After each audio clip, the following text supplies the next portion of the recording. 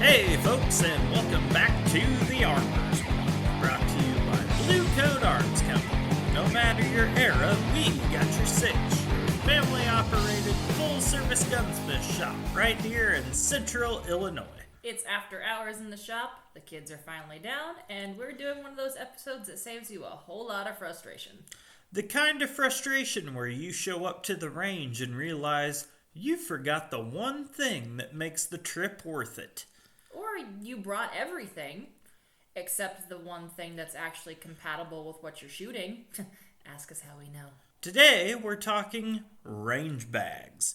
How to set one up, how to keep it organized, and the stuff we've learned from years of watching people come to the counter or the bench.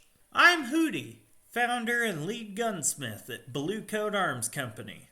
And I'm Lydia. I run scheduling, customer updates, and I'm the one who hears all the, well, that was dumb stories right after the range day. Our question of the day this week is, what's the one item you always pack in your range bag? Or the one thing that you forgot once that you will never forget again? 2 lanes, depending on who you are. If you've been doing this a while, start your comment with day 1 tip, and then drop your best advice. If you're newer, start with new shooter question and ask the thing that you're not sure about.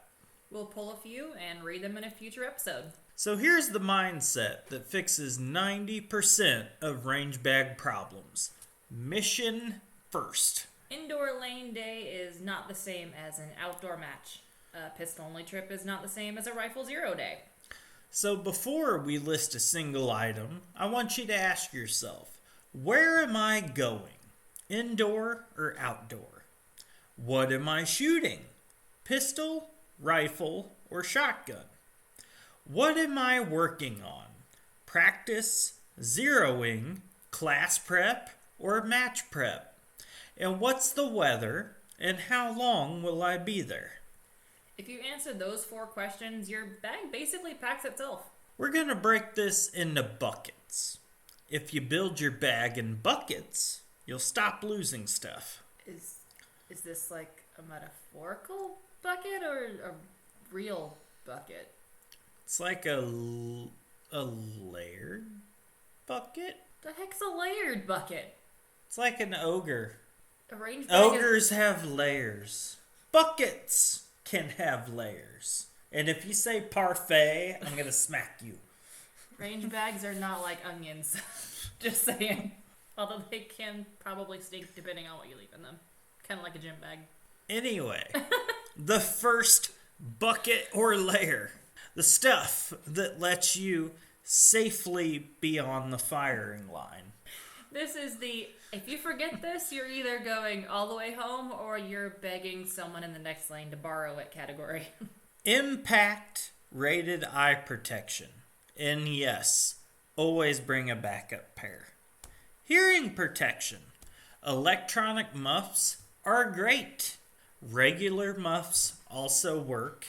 Foam plugs are also a great backup. Basic first aid kits. Plus trauma basics if you're trained. And if you're not trained, get it. Emergency contact info, even if it's just a card in the bag. And if you're outdoors, you probably want to add bug spray and sunscreen to that list, because I don't care how tough you are, sunburns make you shoot worse. And you don't want to try to be swatting a bug away with a loaded gun. True. Bucket 2 or layer 2 if you're Lydia. This is the gun stuff. Ammo, magazines, and the don't be that guy items. I never said they were layers either. Just to be like super clear here. You had the look. Okay.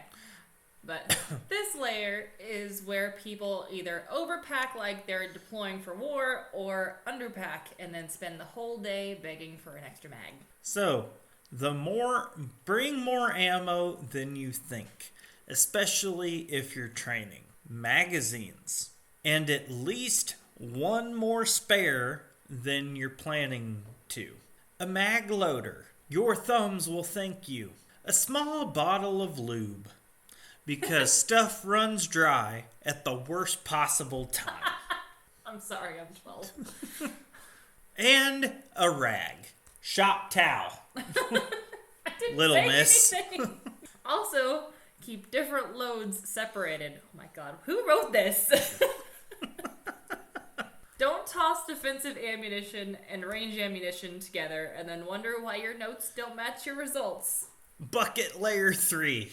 Targets and making the range work. If you're doing anything beyond casual plinking, you will need a few simple tools.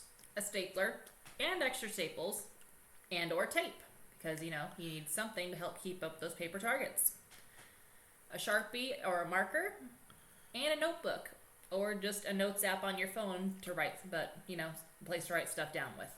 Fun fact, Blue Coat Arms Company at our TeePublic link in our link tree has notebooks. You should get one, they're pretty cool. Other things that you should have in your range bag is a shot timer or a small ruler or calipers so that you can measure your group measurement. And if you're a I'll remember what I did person, no you won't. Take it from somebody who is that person. You will not remember. Write it down. This isn't golf. 4. Do yourself a favor and be honest with yourself. You're not going to improve unless you write it down. Bucket layer number 4. Comfort and stay on the range longer. Remember, comfort is performance. If you're miserable, you'll rush. And if you rush, you'll get sloppy. Remember, bring water more than you think. Snacks. My personal favorite are the smoked Cheez-Its or the Taki Fuegos. Why would you bring chips? 'Cause I get hungry on the range line. But beef jerky is right there. And it's much better of an option here. Sometimes I like something salty, which is also why I have to bring the extra water. Moving on, hats. And if you want a limited edition BCAC hat, you should check out our buddy Dane at Buckram and Grim. We'll have the Brim? link down below. But Buckram and Brim, not Oh, Grim. I thought I said Brim. You said Grim. Oh, my bad. Weather layer, rain, chill, hoodie, whatever fits the season. And if you're going to an outdoor range, I would probably add a chair, if that range allows it, and hand warmers for colder months. Take it from somebody who learned how to shoot a lever action in 23-degree weather, outside, at a farm. Was a little cold. I'll bet. But hey, she did great. She got the part, and everything was golden. Which bucket are we on now? We're on bucket layer number 5. The little things that saved the day. This is the I didn't know I needed it until I needed it. Things like a small flashlight, gloves, so that you can put those hand warmers in it, multi-tools, and, spare batteries for optics, eye protection, and lights. And yes, I'm going to go ahead and say it. Kinetic tape, or something similar. If you know, you know. Oh, I know. And for the longest time, I didn't know until Lydia introduced it to me. And now, I will never go back. You're welcome. All right, let's talk organization. My favorite. Because the best range bag isn't the biggest bag. It's the bag where you can find stuff without dumping it on the bench like a yard sale. These items are not for sale. Here's the rule. 1 pocket, 1 purpose. All safety gear should live together. Maintenance and cleaning supplies should live together. Targets and tools live together. Comfort items. Should I go on? I feel like we're kind of segregating our items here, but it's fine. And also, if you want a cheat code, you can just put a laminated checklist in your bag, which, we also have one of those. So I will put a link for that in the description as well if you want to go get yourself a BCAC checklist for your bag. There you go. Not because you're dumb, but because you're human. And you're packing at 6 a.m., half awake, with a kid asking for cereal because you didn't take the time to pack the day ahead like a normal, responsible person. Trust me, we have been there. We are there every day.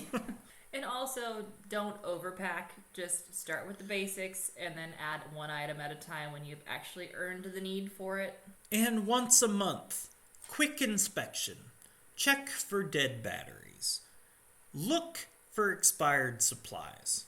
Examine for rusty tools. And maybe remove the empty tape roll. Nothing like showing up with a stapler and realizing you in fact have no staples. Last one. Check the range rules before you go. Targets, ammo types, drawn from holster rules. This can vary a lot. Especially for indoor ranges, because a lot of them are actually handgun only depending on how big they are. That is true. So, bringing it back around to the top. Question of the day is, what is one item you always pack, or the one that you forgot once and learned the hard way? And remember, day one tip for experienced folks. Mine, Taki Fuegos. New, or, if you're new shooter question for newer folks. Asking what kind of snacks to bring is an acceptable question. All right. Quick after hours bonus for the finishers. We're doing William Painter again this week. And before anybody says, didn't you just do that one? Yes, on purpose. Because if we're talking range bags, odds are you're outside. Sun in your eyes, wind, dust, brass, all of it. And cheap sunglasses at the range are basically disposable. They get scratched, they fall off your head, they break when you toss your bag in your truck. I could go on. William Painter is one of those buy it once, beat it up, and it still works brands.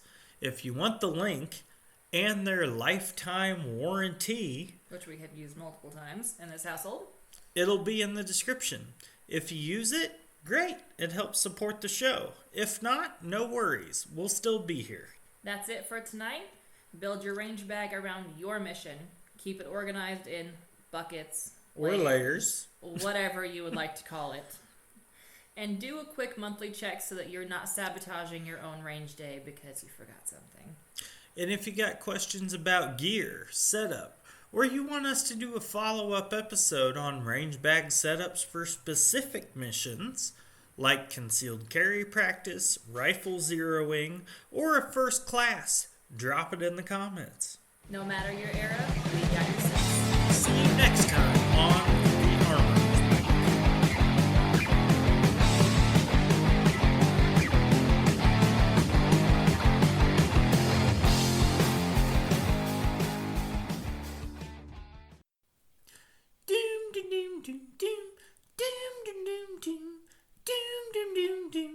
Grr! Would you please stop singing? But I'm singing the doom song. Doom, doom, doom, doom, doom, doom, doom, doom, doom. Tell me your children have had you up since 6 in the morning without telling me. I can't promise that this is gonna be a good one, but I'm pretty sure. It's gonna be something. Whee! Woo! We are the woo people now.